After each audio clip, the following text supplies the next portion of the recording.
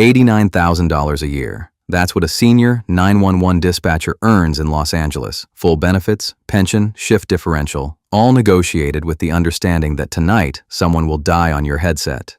Not might. Will. The burnout rate is 85% within 5 years. PTSD diagnoses match combat veterans. Dispatchers have heard children describe their parents bleeding out. They've stayed on the line while someone took their last breath. They've made the call that sent help 2 minutes too late. 911 dispatchers call themselves the invisible first responders. They're not wrong. This is every level of a 911 dispatcher's career. From headset to director. Level 1, the trainee. You're 20, maybe 28. You came from retail, the military, a receptionist desk. Starting wage is $18 to $22 an hour. Training runs 6 months to a year. 240 hours classroom. Hundreds more on the floor with a trainer sitting beside you, hand hovering over the disconnect button. You learn the NATO phonetic alphabet until it replaces your dreams. You learn CAD, computer-aided dispatch, the software tracking every unit, every call, every second. You learn priority codes. Priority 1 is life-threatening. Priority 4 is a noise complaint. The difference is a judgment call you make in under 60 seconds, every single time. The psychological entrance requirements wash people out, not the typing test.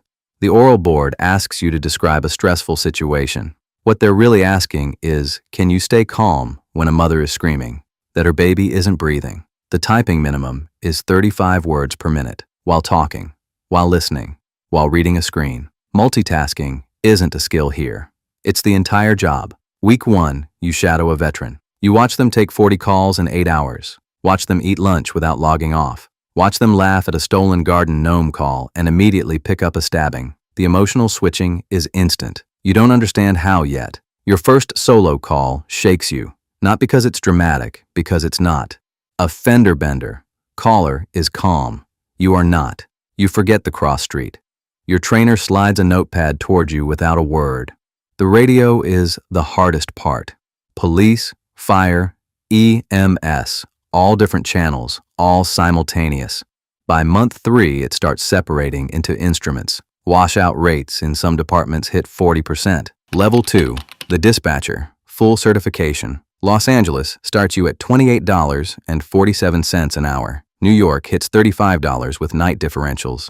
6 screens at your console. CAD on 2. Radio channels on 1, call queue on another, live mapping of every unit, weather overlay. On a slow Tuesday, it's manageable. On New Year's Eve, it looks like a flight controller's nightmare. Medical emergencies are 40% of your volume, traffic incidents 25%, disturbances 15%.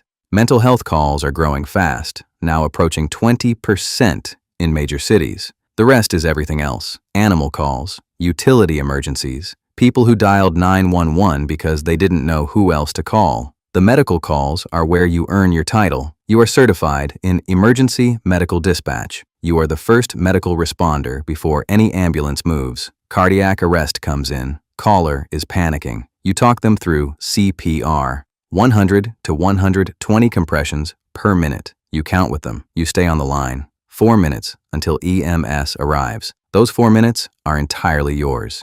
The domestic violence calls follow you home. Shifts run 10 to 12 hours. 4 days on, 3 off. Mandatory overtime is standard.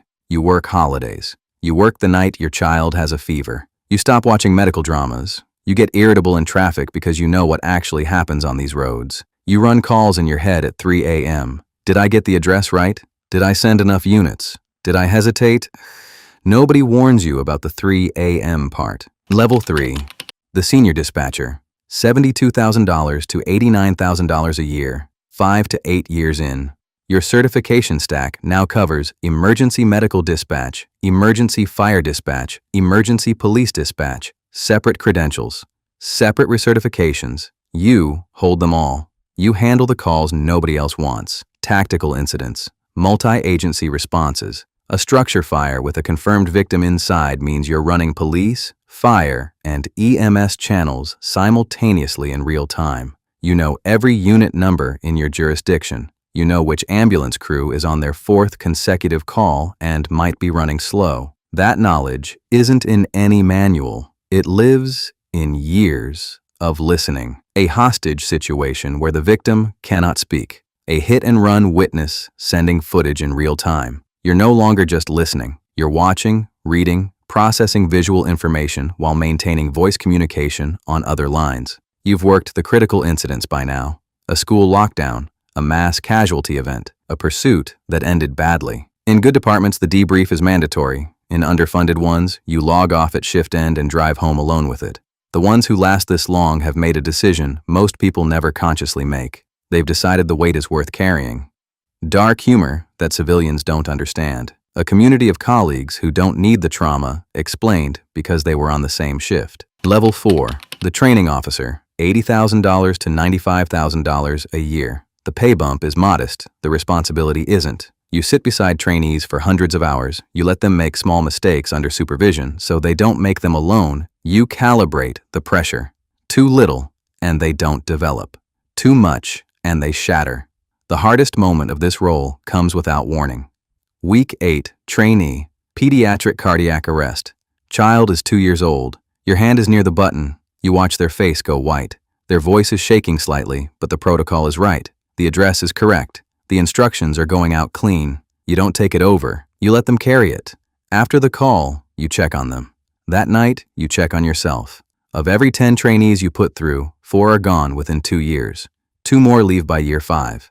3 become solid dispatchers. 1 might sit in your chair someday. You do the math every class and run the program anyway. Level 5. The supervisor. $90,000 to $110,000. You're managing the floor now. 6 to 15 dispatchers per shift. You're not taking calls unless the center is overwhelmed. You're watching everything. You monitor cues.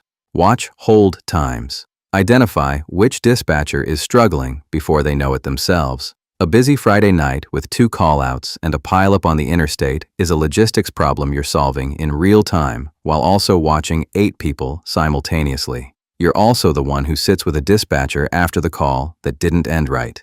You don't have answers. You have presence and protocol and a list of counseling resources that never feels adequate. The liability piece is constant. Every call recorded, every dispatch decision logged. When something goes wrong, the recording gets pulled. Your name is on the shift log. A lawsuit against a dispatch center can cite individual supervisor decisions. You carry that every shift. Then, the politics start. Budget cycles, union negotiations, city council members demanding response time data. You are the buffer between the floor and all of it. The dispatchers don't see it. That's the point. 20,000 dispatcher positions are currently vacant across the United States. Billions are being injected into emergency communications infrastructure. There is more demand for this work than at any point in the profession's history.